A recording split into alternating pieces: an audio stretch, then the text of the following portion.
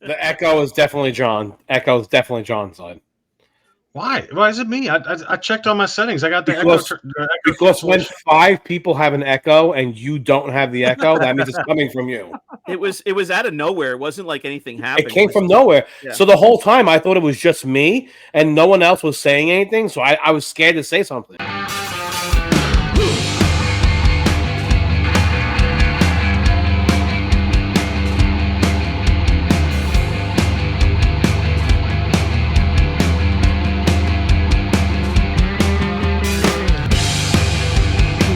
All right, well let's throw up another question. 12 of them for sale on the. Oh, he did. Another question for John Rula from Ken Mertz. Curious on grading open boxed vehicles and play sets as qualified status. Do they have to be pop tape and never removed from the box, or can you piece everything together and make it complete? So a couple of questions there. That's a good question. I think that for qualified, it could be pop tape or it could be opened, as long as it's open without any damage to the, or minimal damage to the tape that's holding the box together. As far as I'm aware, you can open it all, because they're going to open it all up anyway to verify contents, right?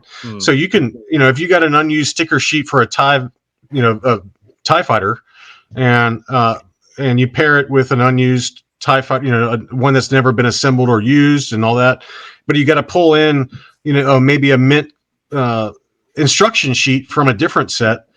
I think that's okay. They're never going to know that personally, and I think people do that all the time. You see it all the time with early bird kits. So I don't know why they can't be done for qualified grading for vehicles or play sets. Yeah, and he had some follow-up. He was wondering if they check the electronics and how do they know what's supposed to be in the box with catalogs and offers and variations. But no, that gets really complicated. Qualified means unused, so they're not going to put batteries into something and check something. Now it's used. Yeah. So that wouldn't make they just check the battery compartment, I'm sure, for corrosion and things. But yeah, you can still look in it and you can see where the battery would scrape the end, like that little metal piece where you put a battery in. Like sometimes you can see there. Yeah, they'll do that kind of thing. Okay. Another question for us as we're motoring along here is We're motoring. Why don't grading companies use round edge acrylic to avoid damaging the items they touch? Same thing for the bars in the mock cases. The edges are sharp sometimes. And not that you would know this exact answer, but if you have some thoughts on that, or if you've noticed the same thing, anything you want to share? Yeah, I mean, that's a really good point. It's something that I've talked to Chris about offline a lot. The other thing is, like, for mocks, I've started to see AFA, at least. I don't know about the other grading companies, but it's the rails that hold the sides of the mock in. I've seen them now where they do it like full surround now, where the whole mock on all edges is completely covered with the rails to kind of keep it flat and to keep it from curling inside the case. But I mean, to me, for loose grading, the best case on the market right now is UKG. They got the best case right now. All of their loose graded figures are amazing. Chris, they are. Chris loves UKG. I do too. He's a minor. I think he's a minor shareholder. Ever since do you want to know why? Yeah, I have held all the cases. I have collected them all. I have bought them. I have sold them all. And you want to know the ones that hold up the most? UKG by far. Yeah, they are really well built. There is no comparison. You know, AFA. No, hold on. I'm still talking. AFA, those freaking pegs break all the time. CAS, the shoulder brackets and everything falls apart all the time. UKG never does. Now, does CAS maybe, like the acrylic itself, look the nicest? Yes, but I think it's also the cheapest out of all of them too. UKG is like a more heavier duty, and I just think it just holds everything together way better. I agree, 100%. I have a follow-up question on that, because I'm in a couple of UK groups, and frankly, it kind of annoys me because a lot of times I see something I like and they're not willing to ship it, outside of the country. But I see a lot of people, showing UKG graded stuff and talking. It seems like that is a very accepted, and that's their go-to grading company there. Is that true? Do the UK collectors favor that, or they just go with that because that's what's domestic for them? Do they collect a lot of AFA and CAS? What do we know about that? They would rather. I talked to a lot of. Go ahead, Charles. Go ahead, sir. They would rather. Charles. I talked to a lot of collectors who watch my channel from the UK. I've got a pretty big UK contingent for my channel, and it seems like they definitely favor the AFA just because of resale, maybe. I would agree. They're okay with UKG. I mean, that's all they submit to for the most part.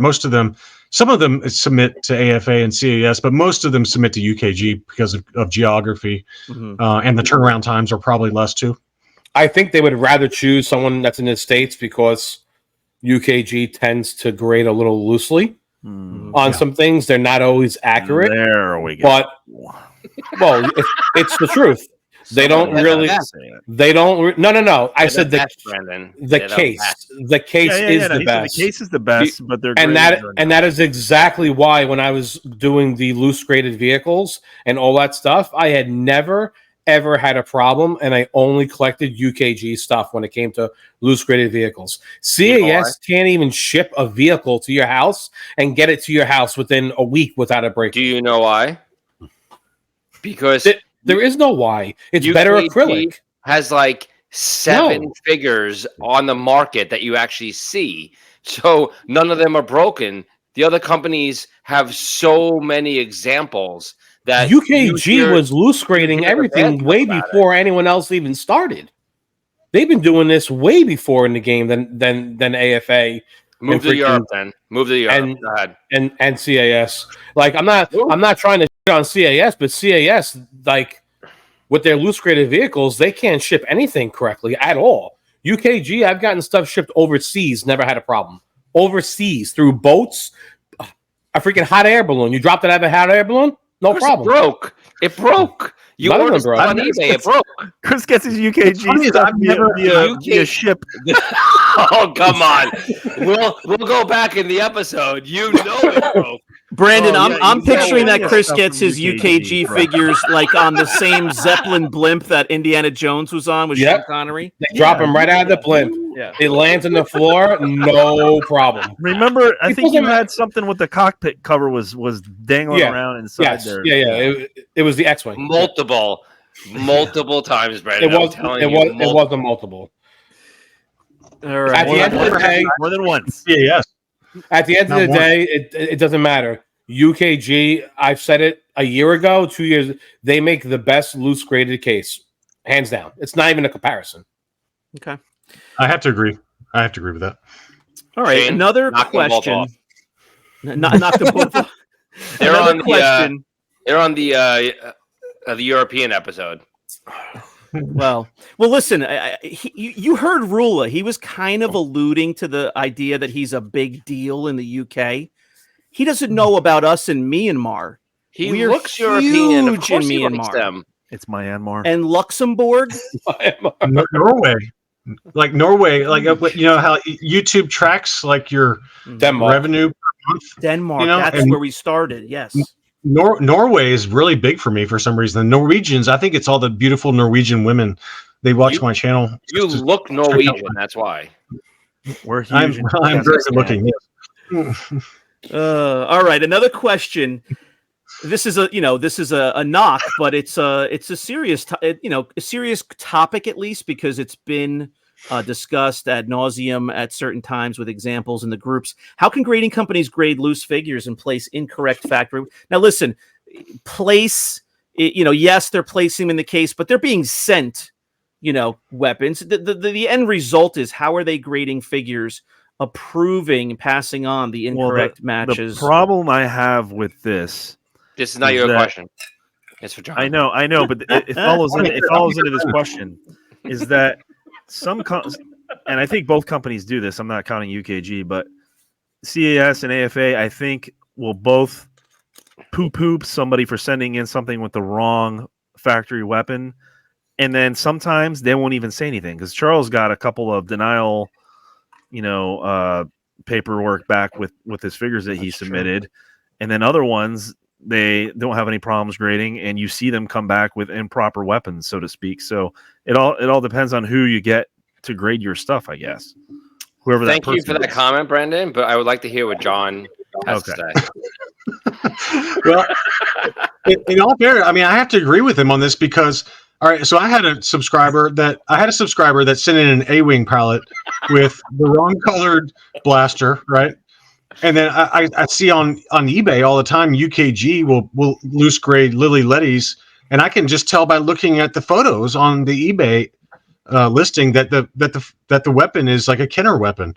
So it's a hit or miss thing, man, with some of these companies. And I have heard rumblings. I'm not going to say who told me this, but a grading company told me that they're considering charging even more to get a thing on the label that says factory correct on the label, and you pay an extra X amount to have the factory correct accessories for your Bespin guard, like anyone cares. But people do it, and it's just what they do, like Luke Jedis and things like that. We just talked about this on a recent episode that the across the board, and we want the figures to have the right weapons? Of course. Do we care if it came from the Sprinkle Factory or the Rainbow Factory? No. But this is the question. This guy does. So Thomas, who asked the question, of course Thomas does. You guys are not looking into the question. That's what he means. He wants smile with smile, Unitoy with Unitoy, sprinkle with sprinkle, rainbow with rainbow. Right. I think for certain characters, they could do it for certain characters where I think it is important. Like Yoda is a good one because Yoda, or Luke Jedis. I mean, those kind of, or Lily, for very factory specific, like Lily Lettys, or for POC, or for PvP. I think it makes sense to do that, right? But it's just when you start getting into like, do I really care if this is a Cater Cloud Car pilot, communicator versus a Smile Factory when they look exactly the same to me? I don't care. Yeah, who cares? That I don't care about. I think for Yoda's especially, there's the variation between the factories is so noticeable with either the EPMs or the color of the accessory that it should be factory correct, in my opinion, for those. But they could bring it out on a limited basis, I think, is probably the best way to do it. But I just don't think they want to mess with it. They don't want to deal with it. It would just add more time, more cost, more research. And people, are people really going to pay an extra $50 to get factory correct on the label? I know I won't. I don't care. Nobody knows. That's why. Yeah, nobody knows. Very few people think they know, but how do you really know what they did in Hong Kong in 1979? Yes, it was supposed to have this and this, but maybe for a 6-month period they didn't do that. They put something else in there. You don't know that though. Charles, like the Spanish POC figures, they imported the parts and accessories from Hong Kong, and who knows if it was a Hong Kong factory, this factory or that factory. Who knows? You don't know, and it's just impossible to kind of. We're doing revisionist history with a lot of this stuff, and trying to archive stuff that we don't really know the final answer on some of it, in my opinion. You're actually never going to have a final answer on majority of the stuff. You're just not. Yeah, these factories don't exist anymore. Like an L stamp on a Lily Letty vibroblade. Well, we know that's a Lily Letty vibroblade, right? Versus a Kenner. That's where it makes sense. But it has to be anyway, or it should, in order to get graded to begin with. So it's a rabbit hole that I think while it would be nice in theory, it's just that the logistics from actually doing it from the grading company's perspective is just impossible.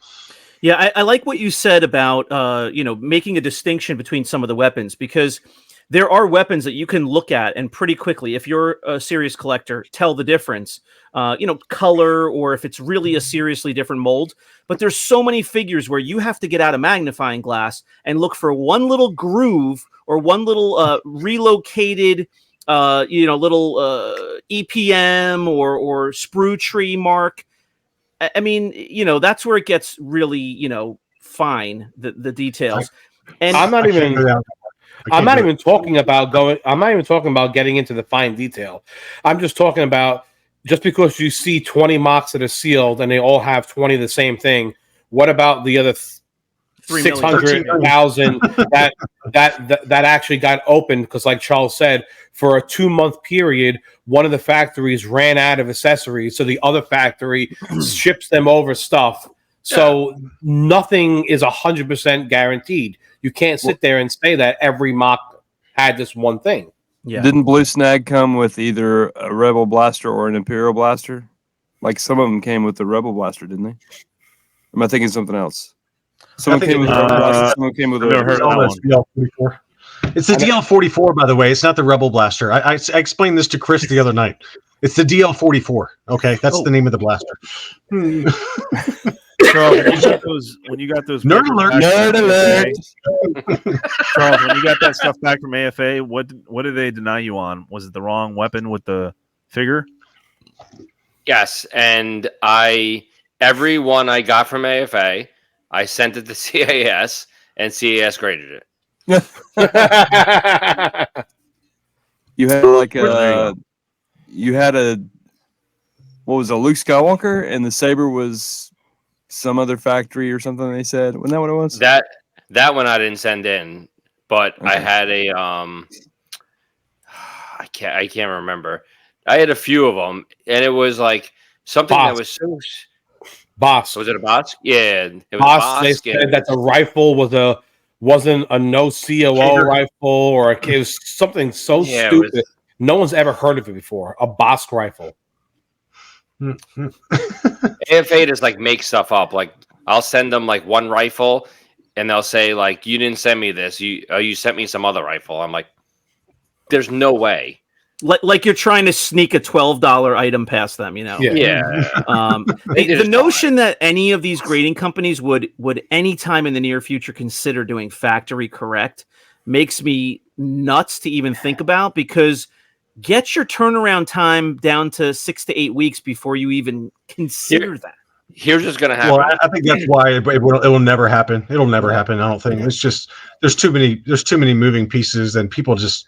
I mean, at some point, look, I like the question. I think it's a valid question that Thomas presented for discussion, but I just think in the realistic world that we're in now, with turnaround times as bad as they are, and with as much gray area as there is for the information of what really happened back in the 80s, it's impossible. Too many opinions. Too much. This will happen. Not this might happen. They will grade one as factory correct, and somebody will have a mock with the opposite of that. Oh yeah. It will happen. There's got to be one out there. It's like with Luke's Stormy. There's always that argument about the black rifle versus the blue black, and it's on a tri logo. I can't take it anymore. It's just too much. Speaking of Luke, that was a nice segue, by the way. I want to thank Chris for this beautiful item. Oh yeah, I haven't shown yet. This is an AFA 80 Palatoy tri-logo Luke Stormy that Nice. is a beauty, and I can't. I tried to buy that one off Chris. Yeah, well, I'm actually mad that you're showing that because now Brandon sees it and knows that I didn't sell it on the page. I sold it privately. And he's been complaining about private sales all week. That's a big no-no of Brandon. He gets really upset. So thanks, John. I appreciate it. Well, in all fairness, I did fund the jackpot collection. I helped fund that. Exactly. So there should be a few perks, right? Oh yeah. It is. Right. Cherry pick. Sorry, guys. All right. How private about selling on a page? I'll just take that. Thank you. How about this? Is there a way, and I've seen this with yes, with some other types of different collectibles. Is there a way to know how many figures have received a certain grade? For instance, a Taiwan Fett, a Luke Jedi, graded very, very high, to know how many are out there. That's coming back. I don't know how accurate it's going to be, but I know the AFA has been on record saying, "Hey, we are working on our population report. We're updating it for however long that we've let it kind of slide." Okay. And they did say that they're going to bring that back at some point, and it'll be as accurate as they can get it based on going back through old submissions and trying to match it up and all that. But we tried to look it up one time for the Toxic Limbs Spanish Pot Bosk, and you got to pay money for it. I think didn't we pay money for it, Chris? It was like there was like 12 of them or something stupid. It was like really we didn't pay money for it, no, but I think there was like 20 or something like that. Okay. Yeah, it was low. All All right. Well, thanks. I think to answer Greg's question, yes, it'll come back at some point. Yeah. Thanks for the question, Greg. We appreciate it. There is a population report. It's been around for a long time, so you could have always have checked it. You didn't even need a membership. You could just go to the website and check it. But then for whatever reason, they stopped it for like 3 or 4 years. They never updated it. And that's where we're at right now, is like 3 or 4 years worth of catching up. So, yeah, so they released an announcement that said that they're working on updating it. So they must have just it was around probably when they started getting crushed, where, there was only so many things they could keep up with. Probably. Yeah. All right. Another question for you from Norbert. Can AFG, does your wife call you that, or does she call you Rula? Or what? She calls me idiot. Rolo. Oh, idiot. Rolo, she calls him. Rolo. See, we're all pretty smart because we called ourselves idiots before the wives could, and now they just look at us and just think it in their heads. It's a brilliant move. Yes. Can you talk about the upcoming Hakes auctions? Will the sales be low in general? Will there be any surprises? What are the items on your watch list? Any of that? I'm not sure how familiar you are with the roster yet, but oh yeah, I already did a preview video. I always do a preview video for when the virtual catalog goes live for Hakes. The auctions end this coming Wednesday, the 15th. Okay. I have not gone on Hakes since the actual auctions have gone live on purpose, because I knew that I would start bidding. The only things I'm actually watching right now are comic books. But I am going to do a 2-part kind of update as to where things end out. I think it's going to end out pretty similar to what happened at the last Hakes auction, which was smaller. This is a much more impressive auction lot. There's a lot of prototypes, very high-end, very high-grade stuff. And Hakes is always the same way, and Chris knows this. The whales come in, they only want AFA 85s or really high-grade stuff. I mean, there was an AFA 85 yellowed blister Rancor Keeper mint on card that sold in the last one. It was labeled as a clear blister, but it obviously yellowed since grading. It sold for $3,500. $3,500. A Rancor Keeper, a regular Rancor. Ridiculous. Just a regular Return of the Jedi. But it was labeled clear. They're buying the label. They want a clear label AFA 85 for their insane collection, and they're willing to pay $3,500 for that clear label, even though the blister had clearly yellowed. I mean, I guarantee you that's what happens. 2 rich oil barons in Saudi Arabia, their 15-year-old sons who treat $3,500 like you and I treat 25 cents. They just got into a little bidding war, and it turned into who's got a larger pay. And so there's going to be surprises. There always are surprises. Balls. Penis. There's always surprises. There's always surprise at the upper end, mustache, and there's always surprises at the low end. But in general, I expect the prices to be down again. There's a Facebook guy, I don't know his name, but he always tracks whatever the Hakes range is, the estimated range of where it's going to be, and then where the item ends up, and he tracks what percentage of the items sold for above the range, what percentage sold for below, what sold for after, and it's always been about 60 to 70% of the items lately have been going below the range, and it'll probably be about the same. So make that make sense to me, that Rancor Keeper thing. It's, I mean, you kind of described it a little bit, but you can't make sense. These are people that have money. They're not really knowledgeable collectors. That's what you mean when you're buying the label, of course. But yeah. But for that one, there's absolutely no sense to spend $3,500 on a, let's call it what, $200, $250 item max. And really, they're just buying the label because the label says it's a clear blister straight 85 Rancor Keeper, even though it was very aptly described as having has turned yellowed since grading. Well, 2 idiots got into it, and they decided who was going to blink first, and it got all the way up to $3,500. It was insane. So, right, because I mean, for somebody who's rich who just throws money around, it's like buying a supercar that's got like a quarter panel missing or something. They have the name like in their garage, but they're usually looking with their eyes. They're looking at the item, and all they care about is how it looks and how it's going to look in their collection. So I'm surprised by that, but okay, let's just to finish that up, is there anything that jumped out, any one item necessarily that jumped out to you that you thought might be a surprise, might be something that people really go after? I don't know. I mean, it seems like to me always the pre-production prototype stuff, and anything that's like straight 85s that is like early card backs, like 12 backs things. You know, those whales, man, they really go after those early card backs. If you got some SKU on the footer, 12 A's, 12 back A's that are very high grade, there's always a handful of collectors that try to go after the full run of the first 12 with the SKU on the footer. And there's always one or two that are impossible to find, and then they give up and then they sell them again.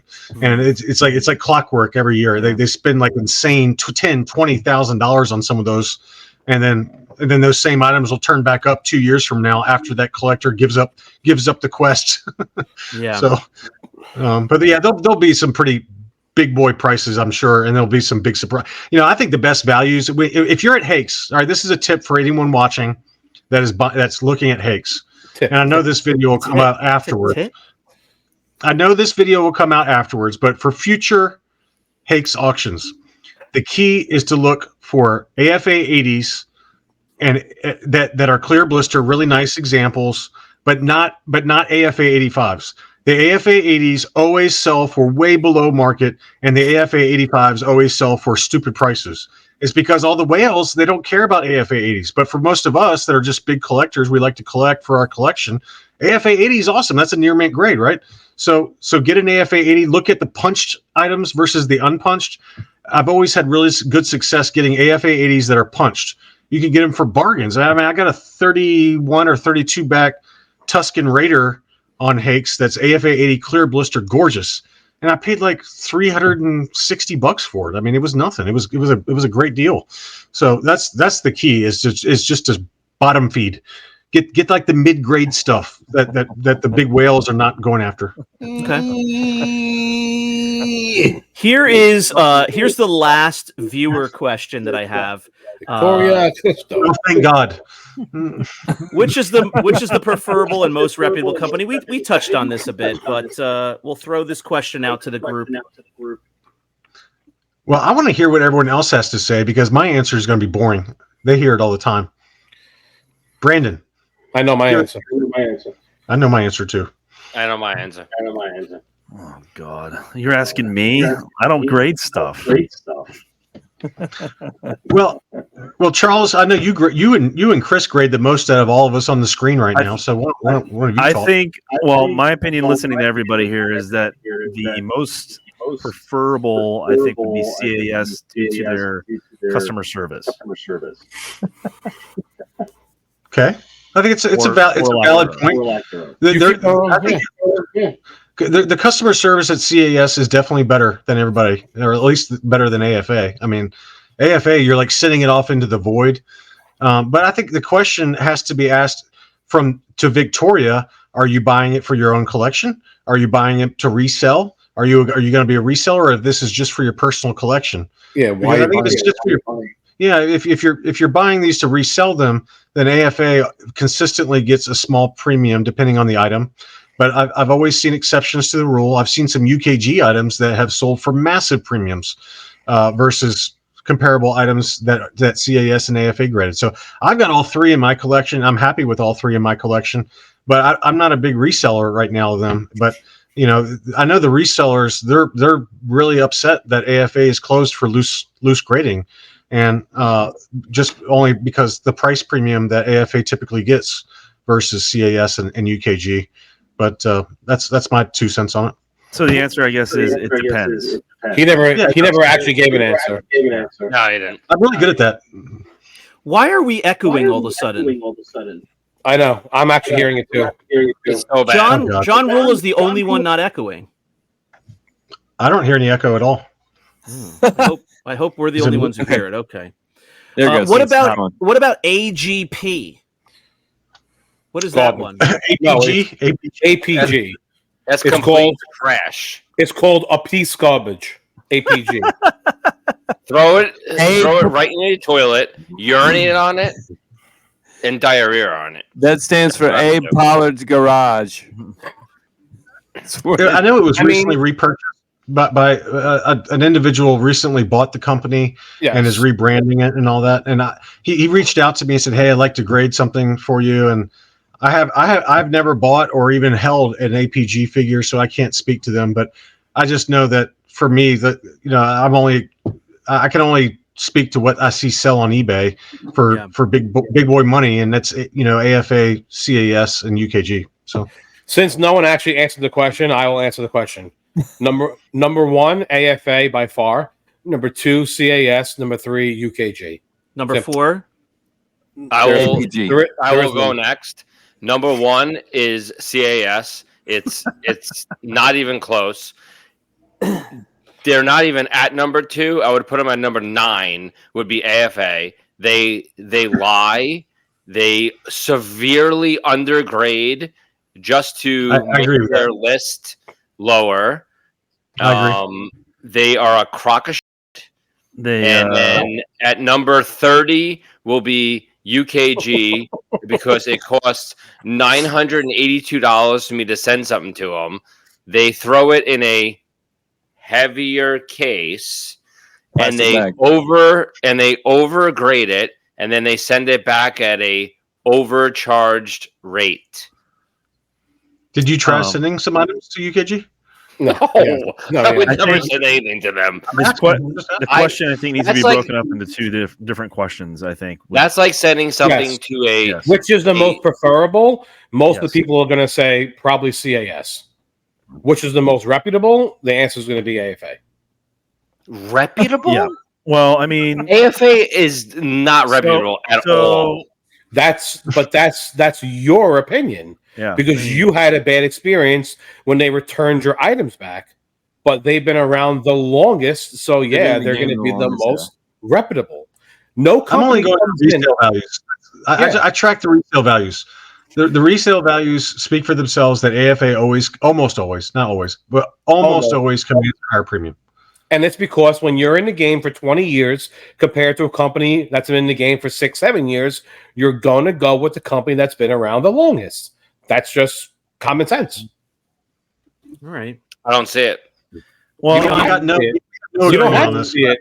It's the facts. You don't have to see it. There's more of a backstory now about AFA and how they've been taken over and who owns them now and Hakes and all that. So that company has changed a lot throughout the last couple of years. Right? Shane, do you see it? Now I see it. Yeah, I see. Now I see it. Yeah, I see. Charles, get your dick faces out. I see it now. I do. Charles can't see it because his mustache is blocking his eyes. John, while we have you, give us a it's 9:20. Just so we're clear here. It's 10:19. I don't know what you're talking about. He's about to crash out. What did you think about Ahsoka? You don't have to give us a long deal, but did you enjoy it? Did you like it? How do you feel it did for the Star Wars world?